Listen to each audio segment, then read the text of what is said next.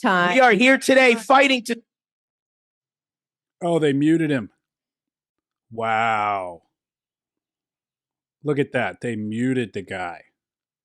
More and more parents have had enough with the loony leftist nonsense, and they are standing up at school boards to protect the innocence of their daughters.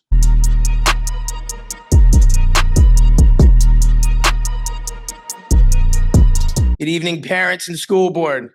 We are all here against the 42-page document.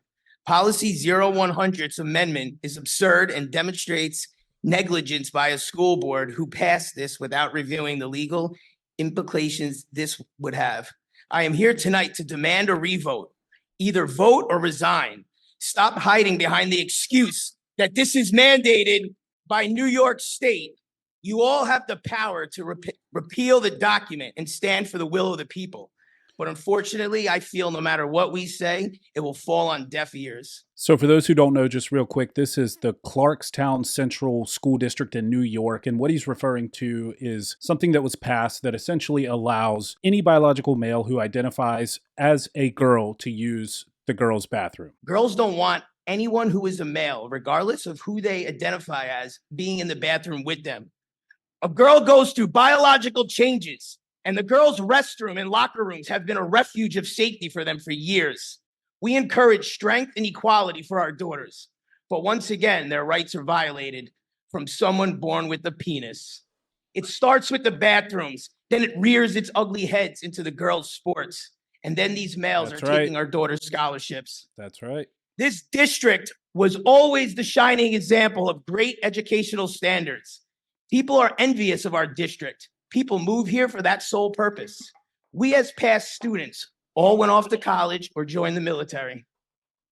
But one thing we all had in common is we all came back to raise our children in a safe, highly rated district that we all trusted. Clarkstown is far from the great district it once was. The district has been resting on its laurels for quite some time now. There has never been a time where more kids from the district are now homeschooled or attend private school. Even without these sex education policies and bathroom issues, Clarkstown's standards declined drastically. The standards are dumbed down to be more inclusive. Why has education become secondary to social issues? This is actually a really good point, and it's so true. So you can look across the board at all kinds of educational institutions in this country, even universities, well, especially universities, and you'll see that the standard for what is passing, what is an A, what is an F, has changed drastically, even from back when I was in school. So I went to school in the early 2000s, graduated college in 2009, grad school in 2012. It has changed a lot since then. So an A, I believe, is anything from like a 70 to a 100, something crazy like that, maybe a 75 in some places. And then an F is like a 25% or less. And we wonder why we're facing so many downstream issues with poor performance in the job market and utterly awful test scores, and just every aspect, every measure of success is declining in young people. And we wonder why. And it's exactly what this gentleman just said.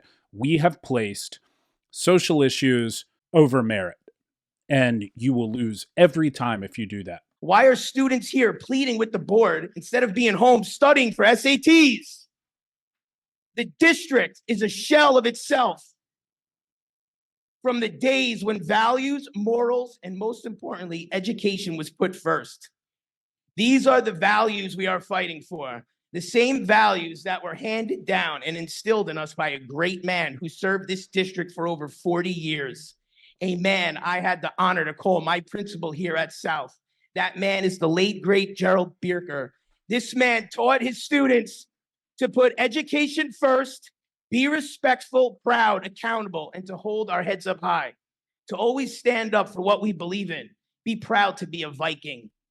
He was a great leader and an inspiration for all students. He was no nonsense but fair. Education was paramount above all. Mrs. Bierker, you said last meeting you didn't want to see the fabric of Clarkstown be torn over this issue.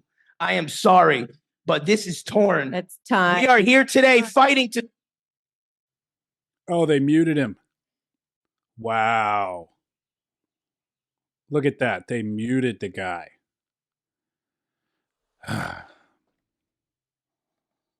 These people, man, these people who get in these positions on school boards, etc., they trip so hard on that little taste of power and have this air of elite arrogance where they think they're better than others. And they mute this guy who's expressing a very heartfelt, well thought out opinion about something that they've done to his and other people's children in that school district. And they mute the man. Absurd.